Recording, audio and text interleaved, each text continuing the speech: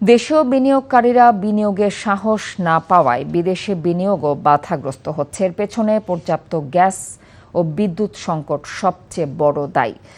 এমন কথা জানিয়েছেন ইন্টারন্যাশনাল চেম্বার অব কমার্সের সভাপতি মাহবুবুর রহমান। সকালে রাজধানীর বনানীতে গবেষণা সংস্থা PRI আয়োজিত আলোচনা সভায় তিনি বলেন, আরও অন্তত 10টি ব্যাংক একীভূত করা উচিত।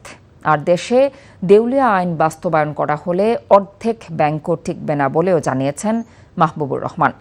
আলোচনায় অর্থনীতিবিদরা জানিয়েছেন, ঋণ কর্মসূচির আওতায় IMF-এর সুপারিশের কারণে নয়, দেশের অর্থনীতির চলমান রক্তক্ষরণ সারাতেও অন্তর্বর্তী সরকারের শুরু সংস্কার কার্যক্রম চালিয়ে নেওয়া উচিত।